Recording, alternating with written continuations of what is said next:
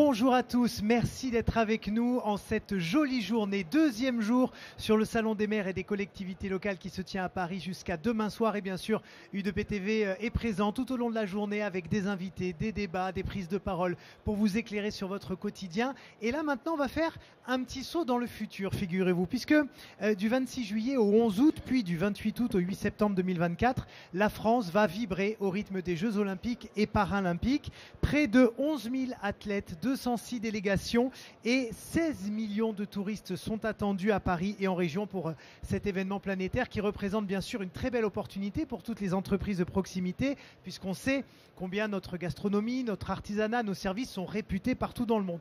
Ça, c'est le tableau idéal, parce qu'entre les routes bloquées, les rues, les places et lieux touristiques inaccessibles, parce qu'ils accueillent les enceintes des différents sports, les transports saturés, les services de sécurité un petit peu partout, est-ce que l'essai sera transformé pour les entreprises de proximité? Et que doivent-elles mettre en place dès maintenant pour appréhender et continuer d'être attractives, même si elles se situent dans une zone difficile d'accès par rapport aux JO? Alors on va en parler avec nos invités. Claude Maret, bonjour. Bonjour. Président de la Fédération française des fromagers de France. Patrick Daberna, bonjour. Bonjour. Délégué général de la Chambre syndicale nationale des entreprises de remise et de tourisme. Et Valérie Lacroute, bonjour. Bonjour. Vice-présidente de la région Île-de-France et ancienne députée, membre de la commission développement durable, spécialiste des questions de mobilité. Claude Maret, première question toute simple. Ces JO, vous en êtes content ou est-ce que vous sentez poindre les difficultés d'ores et déjà? Alors moi, d'un premier point de vue, j'en suis très content parce que pour l'image de la France, pour l'image touristique, parce que c'est vrai que les gens qui vont venir, ils vont venir pour les JO, mais aussi pour l'attrait touristique.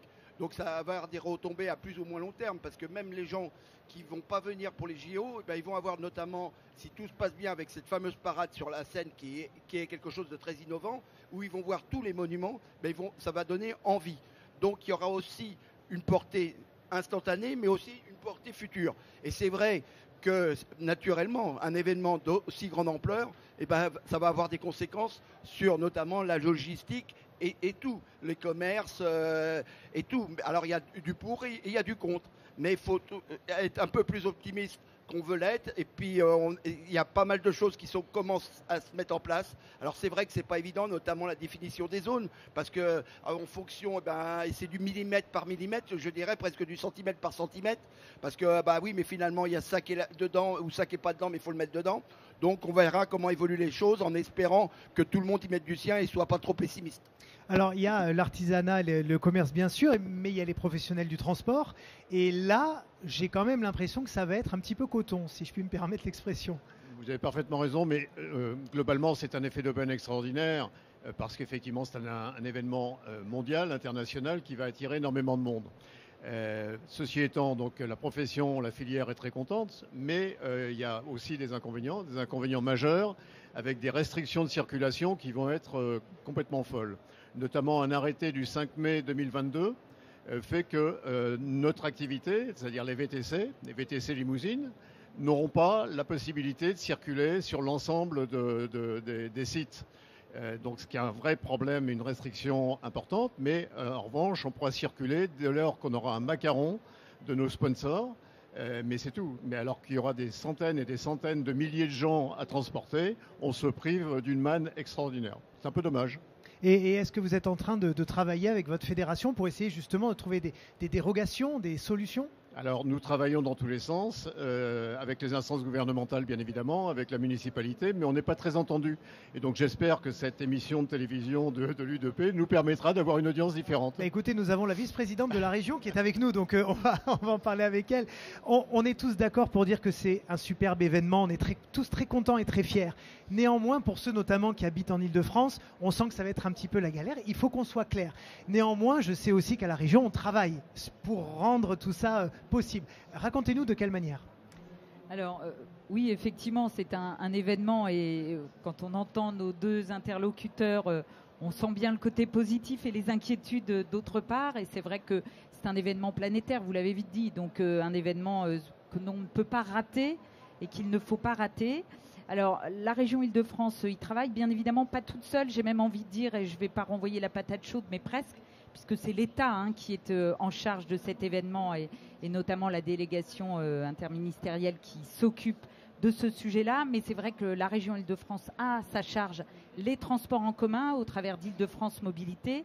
Et donc, nous sommes particulièrement mobilisés sur cet événement, puisque, et vous l'avez rappelé, et on le dit à Île-de-France Mobilité, c'est que dans les zones de restriction, il n'y aura évidemment aucun transport en voiture, et donc tous les gens seront amenés à prendre les transports en commun. Donc il faut effectivement, au travers de cette période, que les transports en commun soient adaptés. Donc c'est là-dessus que Île-de-France Mobilité travaille, en lien avec l'État, en lien avec les opérateurs, que ce soit la RATP, la SNCF, et travaille aussi sur la grande couronne, enfin la petite et grande couronne, puisqu'il y a effectivement quelques sites, que ce soit Vers-sur-Marne ou Versailles, qui sont des sites olympiques et qui vont aussi pouvoir bénéficier de ces retombées planétaires médiatiques. Donc il faut aussi qu'on puisse travailler sur ces différents sites. Donc c'est tout l'enjeu dans les mois qui viennent pour la région Île-de-France, d'arriver à proposer des transports en commun qui soient adaptés à tous nos concitoyens. Et puis on entend souvent les Parisiens qui disent moi je vais partir en vacances pendant cette période pour entre guillemets laisser la place aux touristes. Donc on peut espérer que cet équilibre se fasse dans le bon sens. Je me mets à la place du... oui, allez-y. Oui, si je peux me permettre, madame. Sur les zones de restriction, effectivement, ce sont les transports en commun et les taxis. Alors c'est une concurrence un peu une discrimination quand même, parce que nous sommes dans les mêmes métiers, dans le T3P, et je ne comprends pas pourquoi les VTC ne sont pas autorisés, alors qu'il va y avoir énormément de monde à transporter. Les taxis n'auront pas la capacité de pouvoir transporter tout le monde. Oui, je suis entièrement d'accord avec vous pour avoir beaucoup travaillé sur ces sujets de VTC, de concurrence entre taxis et VTC il y a quelques années à l'Assemblée nationale. Je pense qu'il y a un dialogue encore à mener avec l'État sur ce sujet-là et sur entre guillemets, la délivrance de macarons pour pouvoir circuler dans ces zones de restriction. Donc je vous invite, et si vous avez besoin qu'on en échange en aparté, volontiers. Vous accompagner et peut-être avoir des échanges plus intenses avec l'État sur ces sujets de déplacement. Merci par avance. Et juste une petite remarque, c'est surtout vous où vous n'avez pas le droit d'accès, c'est sur les voies olympiques. Et c'est pas les zones réservées, c'est surtout les voies olympiques. Puisque les zones réservées, si c'est la zone rouge, de toute façon, personne n'aura le droit, à part vraiment de l'assistance, ça sera qu'à pied. Donc vous, c'est ce qu'il faut travailler effectivement, et nous on l'avait demandé aussi pour les livraisons, que les livraisons puissent à certaines heures circuler sur ces voies.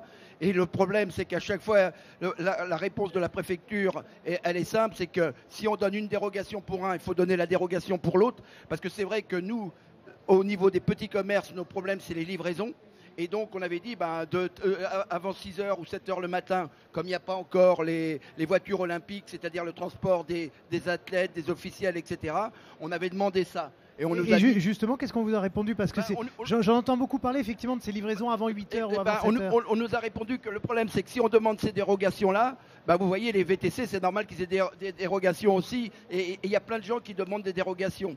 Donc, on en parlait un petit peu hier sur une autre émission et on disait que ce sera un événement où il y aura forcément beaucoup de dérogations et qui ne sera en fait fait que de dérogations. Je vais juste vous donner un exemple. Dans les zones rouges, théoriquement, les voitures n'ont pas accès, mais s'il y a un ascenseur en panne, automatiquement, il y aura une dérogation pour l'accessoiriste. Par contre, l'accessoiriste qui fait l'entretien, on leur a dit non, pendant cette période, vous ne pourrez pas faire l'entretien, il faudra le décaler. Voilà un exemple de la problématique avec tous les cas particuliers. Ouais. Alors moi, j'ai une question pour un fromager, par exemple, qui est à Paris.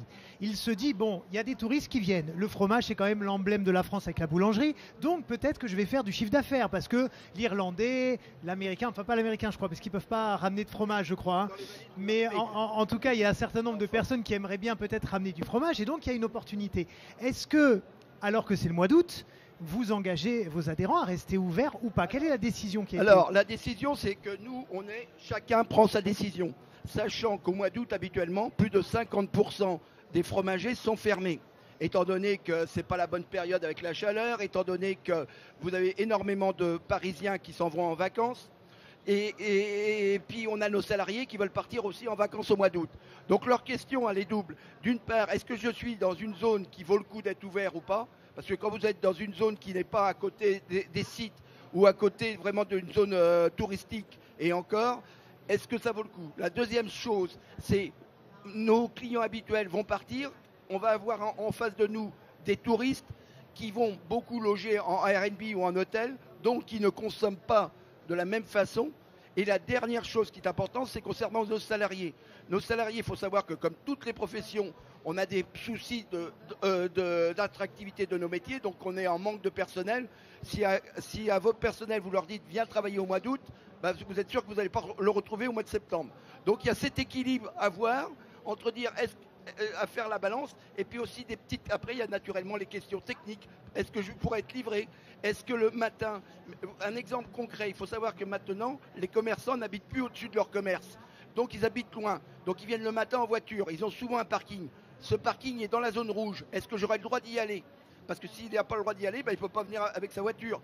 Les salariés, est-ce qu'il y aura des décalages au niveau notamment de la mobilité tels que les trains, est-ce qu'ils pourront venir un peu plus tôt, quitte à partir plus tôt, pour justement ce problème de masse? Bon, il y a beaucoup de questions d'un coup, mais qu'est-ce que ça vous inspire sur toutes ces questions-là?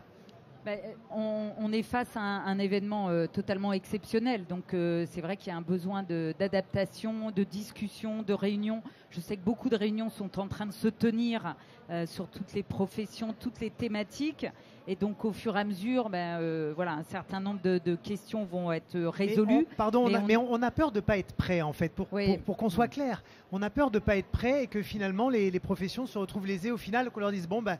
Désolé, on n'a pas eu le temps. Ce serait dommage. Oui. On est tous d'accord. Il y aura probablement, voilà, je le dis, c'est pas moi qui pilote le dossier, mais il y aura probablement effectivement un peu de difficultés, de déçus, et puis peut-être plus sur la période paralympique, parce qu'on a surtout évoqué la période Jeux Olympiques en plein mois d'août, donc ce qui peut être pour nous une aubaine, mais la période paralympique qui vient quand même manger sur le mois de septembre, au moment de la rentrée, reprise, voilà, la reprise de la rentrée. Je pense que c'est cet événement-là, cette partie d'événement qui va être probablement très très compliquée à gérer, c'est clair.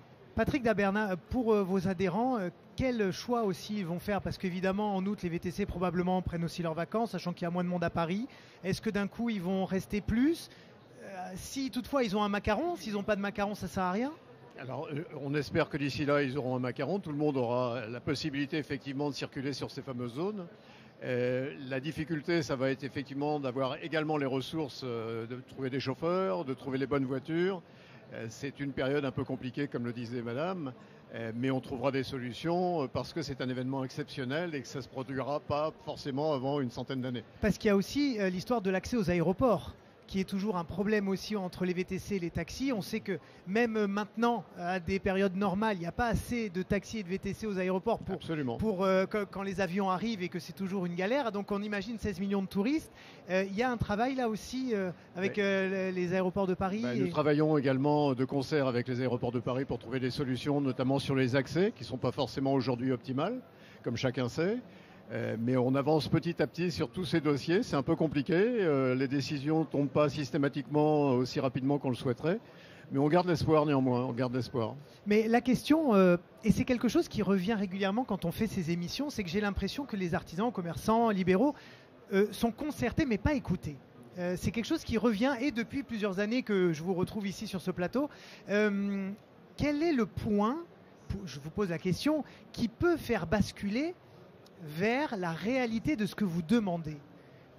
Est-ce que vous en avez pas marre de vous battre contre des moulins à vent? Je vous le demande concrètement. Si, absolument, parce qu'on est toujours concerté, mais tout ce qu'on peut émettre comme besoin, comme désir et comme champ d'action, systématiquement, ça reste lettre morte. Et donc voilà. Mais on nous a concertés, c'est sûr. C'est politique. C'est au moins ça. Moi, je crois qu'il y a aussi une méconnaissance. Juste un exemple. On a été convoqué il n'y a même pas 15 jours sur l'ouverture des dimanches, puisqu'il y a une loi qui autorise d'ouvrir. Et on a découvert qu'on ne pouvait pas le faire à tout Paris. Donc vous voyez bien déjà le problème que ça peut soulever, puisque d'un côté d'une rue, elle peut être dans le 11e, vous n'avez pas le droit, le 12e, vous avez le droit. Et ensuite, il est vrai qu'aussi, il y avait une restriction concernant les commerces qui pouvaient ouvrir. Notamment aux alimentaires, ils avaient oublié certains commerces. Par contre, ils avaient mis les chocolatiers, mais ils n'avaient pas mis les boulangers et les pâtissiers. Donc, il y a une méconnaissance, ce qui fait que c'est vrai qu'il y a plein de sujets qui tombent au fur et à mesure, qui commencent à traiter en disant il faut traiter ce sujet-là. Et si vous n'êtes pas présent dans ces réunions, c'est là où on leur dit mais attendez, il y a ça, ça, ça. Donc moi, c'est plus sur la méconnaissance en prenant une décision, et c'est assez souvent le cas dans beaucoup de décisions qui sont prises, notamment dans les lois, ou etc., un manque de connaissances qui fait que il faut répondre à ces problématiques qui apparaissent. Bon, pour le coup, vous êtes la seule représentante politique, donc c'est vous qui accueillez tout ça. Mais on sait que c'est plus compliqué en réalité, qu'il y a plein de choses. Mais ça nous aide, si vous voulez, que vous puissiez nous expliquer quels sont les rouages. Alors effectivement, et vous avez pointé du doigt le millefeuille administratif français qui est quand même une vraie spécificité française. Alors peut-être pour monsieur, je vous invite vraiment, et là je prends ma casquette d'ancienne parlementaire, vraiment à ce que les groupes soient structurés pour pouvoir peser dans les discussions. Hein. Ça, moi, je l'ai vu tellement de fois à l'Assemblée nationale où j'avais des interlocuteurs qui venaient seuls, pas du tout organisés en fédération ou en voilà. Et du coup, malheureusement, très peu entendus. Voilà, donc il y a besoin de cette nécessité d'être vraiment organisé. Et puis après, on a effectivement toutes les collectivités. Alors, je peux parler un peu de la région Île-de-France où on accompagne nos commerces. Alors, plutôt en zone rurale qu'en zone parisienne, où on a eu un accompagnement. Vous voyez, on évoquait l'année dernière, quand on a eu les coûts de l'énergie qui ont flambé, on est venu accompagner financièrement les petits commerces en les aidant à supporter ce coût de l'énergie. Et puis on a aussi au niveau, quand on descend, que ce soit la région, le département ou les communes, puisque moi je suis maire aussi d'une commune, où on accompagne aussi nos commerces de proximité au travers de soutien à l'embellissement des commerces, au travers de soutien à l'aide au loyer, au travers de la promotion de la communication. Donc c'est vrai qu'on est dans un millefeuille administratif et j'invite mes interlocuteurs à vraiment regarder ce qui se fait et puis à pas hésiter à poser des questions, prendre des rendez-vous et puis batailler, parce que c'est quand même ça le fond du problème. Je pense que Monsieur Daberna va prendre tout de suite l'opportunité que vous lui avez proposé de discuter avec vous. Absolument. Donc je vais vous laisser vous rencontrer hors antenne. Merci à tous les trois d'avoir été avec nous pour cette première émission de la journée. Merci à vous, chers amis, de nous avoir suivis. On se retrouve dans quelques minutes pour parler de l'alimentation dans les cantines scolaires et les opportunités pour les entreprises de proximité. À tout de suite.